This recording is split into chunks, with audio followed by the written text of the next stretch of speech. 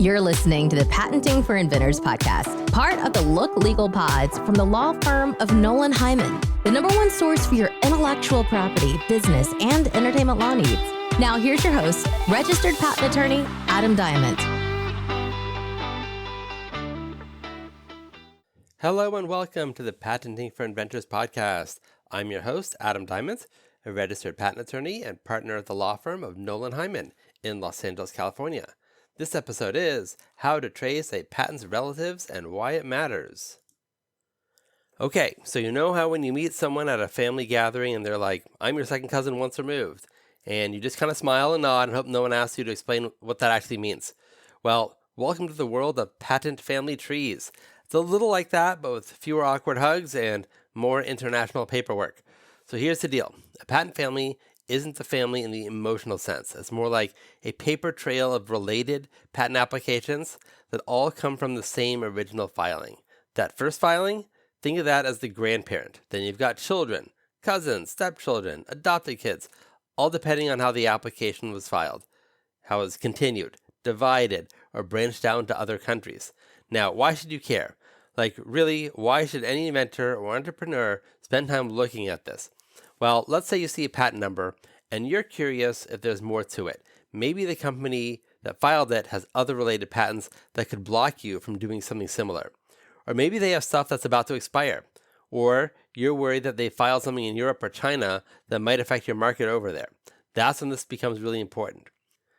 The easiest way to start snooping around is go to the Patent Office's Patent Center and plug in the application or patent number. If it's a published application or an issued patent, you can usually find what's called a continuity tab. That's the section that shows you what came before and what came after. Like if this application was a continuation or divisional, or if it has kids that were spun off. So let's say you filed a non-provisional application. A year later, you file a continuation to add more claims. A few months after that, you file a divisional because the examiner said you had multiple inventions in one application. Now you've got this little web of filings that all share the same parent. That's your patent family. Now you might be thinking, okay, I get that, but how do I know what's part of the family if it's in other countries? That's where tools like eSpaceNet or Google Patents come in.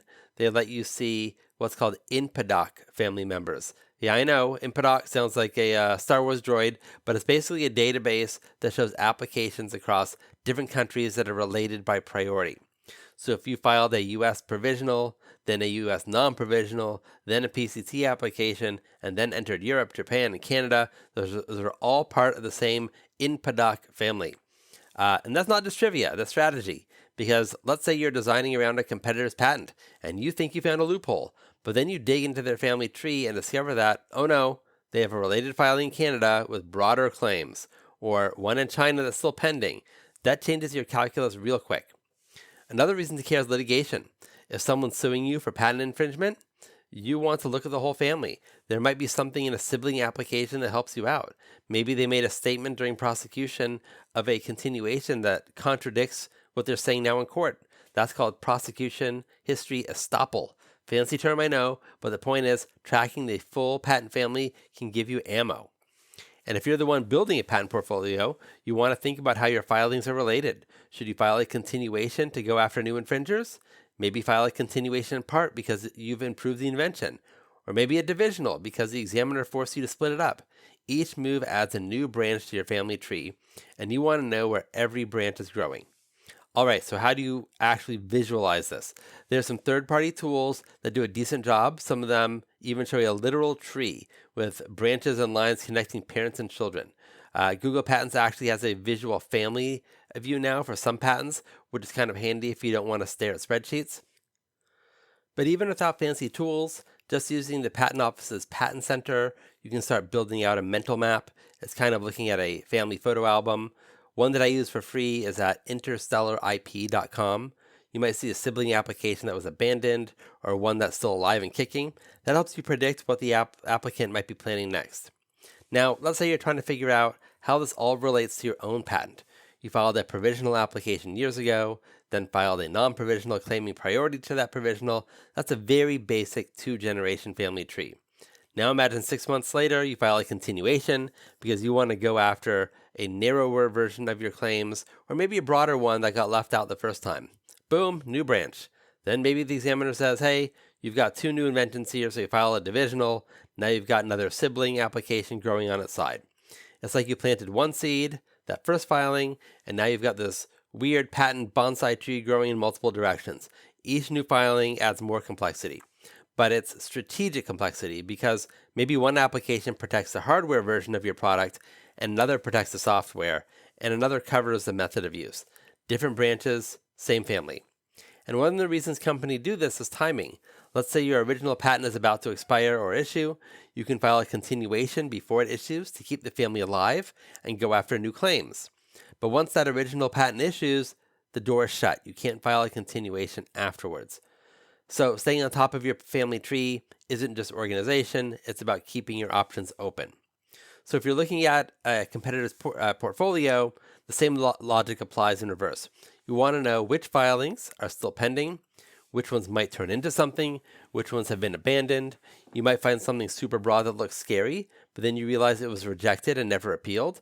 Or maybe you see a child application that's still pending with claims that are uncomfortably close to what you're doing.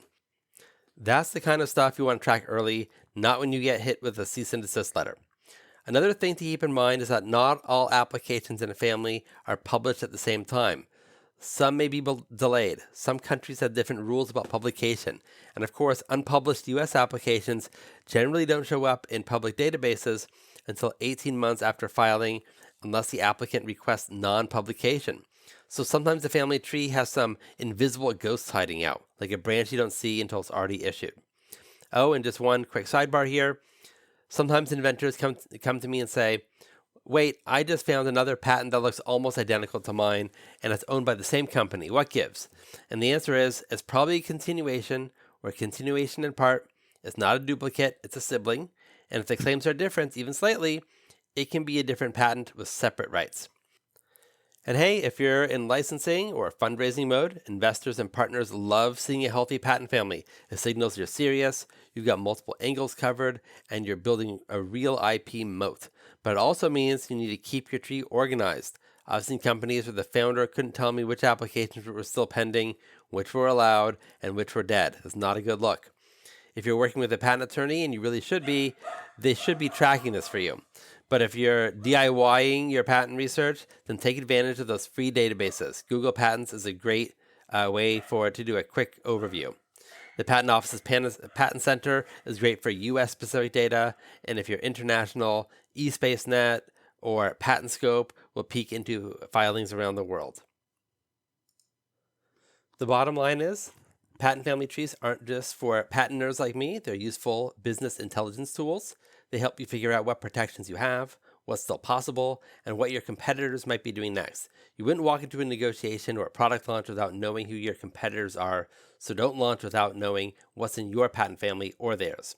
And you don't have to get all the spreadsheet crazy about it, even just checking in once in a while, like every time you get a patent office communication, or when you're planning a product update, can help you stay one step ahead. Think of it like checking your credit report. You don't have to stare at it every day, but you really don't want to be surprised by it either. That's it for today's episode, and if you need help with filing a patent application or other intellectual property, give me a call at 424-281-0162. Until next time, I'm Adam Diament, and keep on inventing. Thanks for listening to the Patenting for Inventors podcast. If you enjoyed the show, please kindly rate and review on your favorite podcast platform. The contents of this podcast are intended for general informational purposes only. The facts of every legal matter are unique, and the content of this podcast should not be construed as offering legal advice for your specific legal situation. For more information about how we can help with your own legal needs, check out our services at nolanhyman.com. That's NOLANHEIMANN.com. Or call Adam Diament directly at 424-281-0162. The preceding information may be considered an attorney advertisement and does not establish any attorney-client relationship.